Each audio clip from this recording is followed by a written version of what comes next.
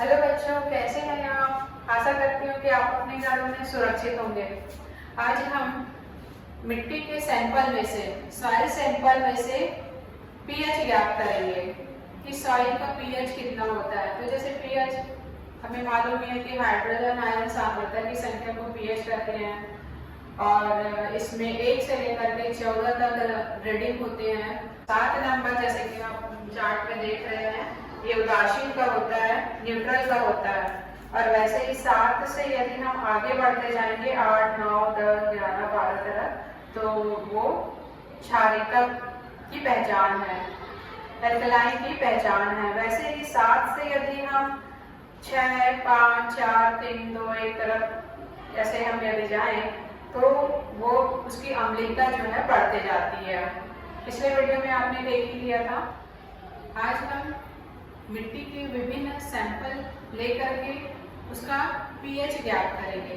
तो जैसे कि आपको उद्देश्य दिया रहेगा, जैसे कि ब्लैक बोर्ड में भी लिखा हुआ है कि मिट्टी के विभिन्न नमूनों का पीएच ज्ञात करना। तो उसके लिए कुछ आवश्यक सामग्री की आवश्यकता होती है, जैसे कि परख नली स्टैंड, पीएच पेपर,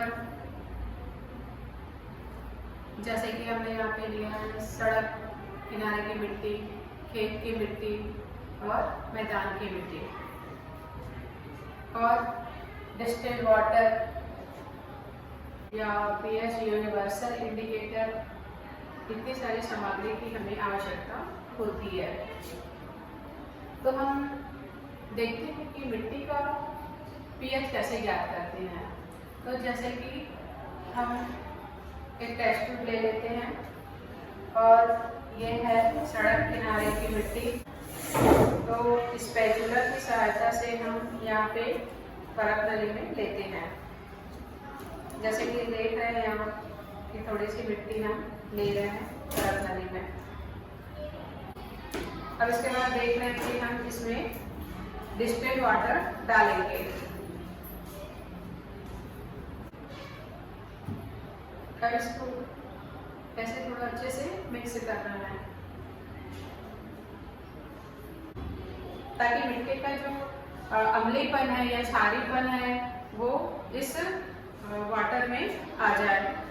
तो इस प्रकार से हमने इसको घोल लिया है। हमने पहले से ही यहाँ पे प्रिपेयर करके रखा हुआ है। अब क्या करेंगे हम, ये जो पीएच पेपर है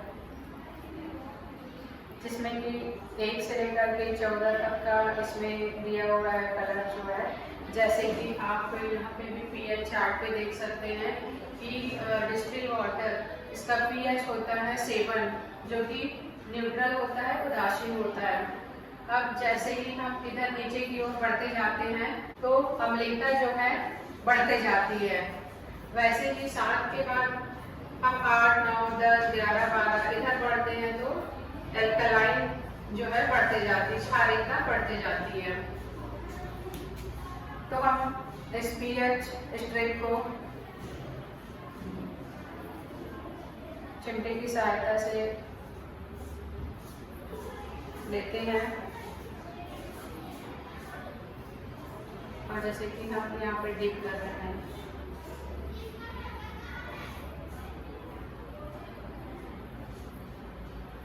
तो आप देख रहे हैं कि ये बिल्कुल ही कौन सा कलर का हो गया है। तो नाव तो कम से कम दिख ही रहा है, इसका मतलब जो ये मैदान की मिट्टी है वो क्या है, वो क्षारीय है।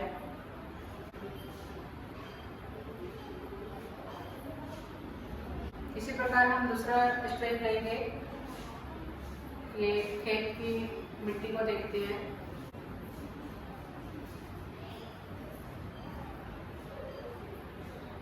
से मिलाते हैं कि किसमें आ रहा है करके।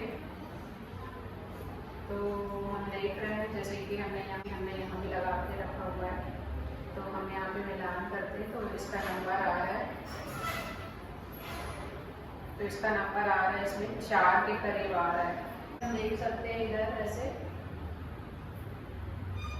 तो 4 के करीब आ रहा है। ये खेत की मृदा है जो कि अम्लीय है। अगला देखते हैं सड़क किनारे की मृदा।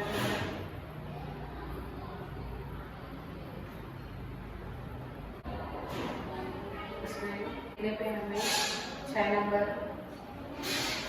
7 नंबर के बीच में दिखाई दे रहा है। यहाँ पे भी आप देख सकते हैं ऐसे 6 से 7 के बीच में ये दिखाई दे रहा है।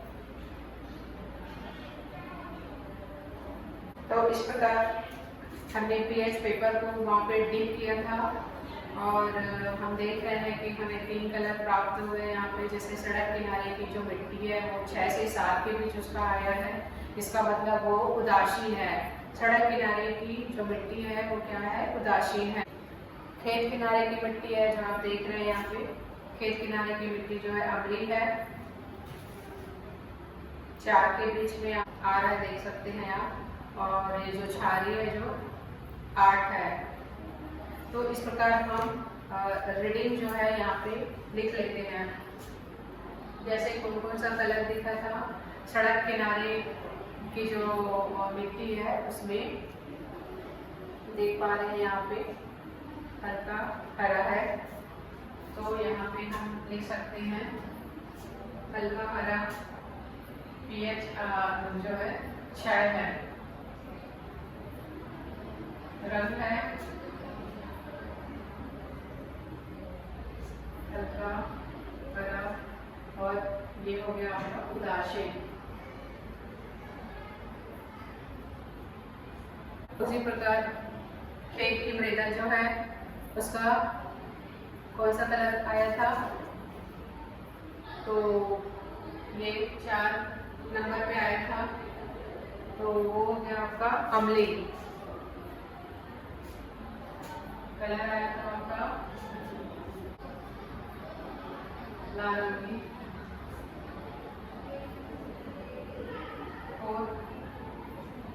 और ये हो गया अम्लीय।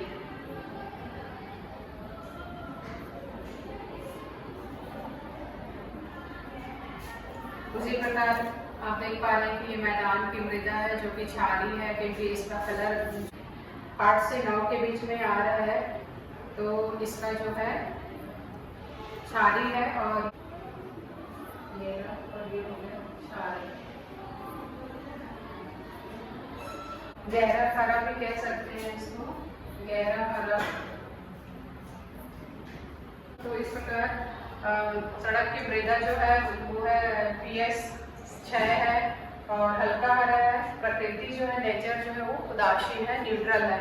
उसी प्रकार खेत की मृदा जो कि अम्लीय था, हम देखे थे यहाँ पे 4 था उसका पीएच नारंगी कलर का और प्रकृति जो है अम्लीय है। उसी प्रकार मैदान की मृदा जो कि हमने देखा था गहरा नीला या नीला था, गहरा नीला था और प्रकृति जो है क्षारीय है। और लास्ट में 2 सावधानियां लिखनी है।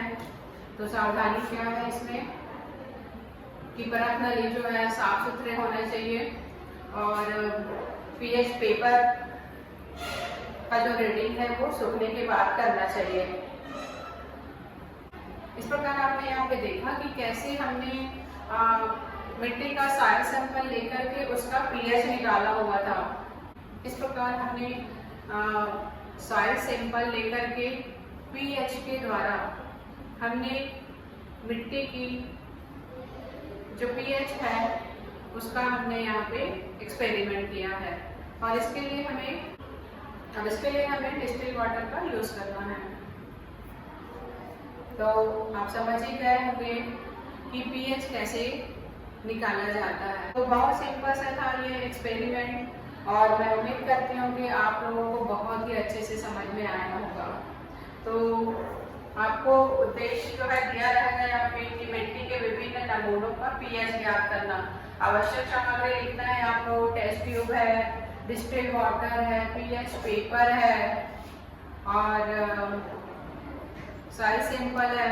ये सब आवश्यक सामग्री में आएगा। उसके बाद ऑब्जर्वेशन टेबल बनाना है, जैसे क्रमांक है 1 2 3, सैंपल 1, सैंपल 2, सैंपल 3। सैंपल 1 में हमने सड़क की मृदा लिया था, 2 में खेत की मृदा और 3 में मैदान की मृदा लिया हुआ था। तो उम्मीद करती हूँ कि आपको सॉइल सैंपल का पीएच कैसे ज्ञात करना है वो पता चल गया होगा, और जब भी आपका एग्ज़ाम होगा तो आप बहुत अच्छे से लिखेंगे और प्रैक्टिकल होगा तो बहुत अच्छे से कर पाएंगे, ऐसे मुझे पूरा उम्मीद है। अब नेक्स्ट वीडियो में अगले टॉपिक की चर्चा करेंगे। तब तक के लिए आप अपने घरों में नियमित अध्ययन करें, स्वस्थ रहें, सुरक्षित रहें। Thanks for watching.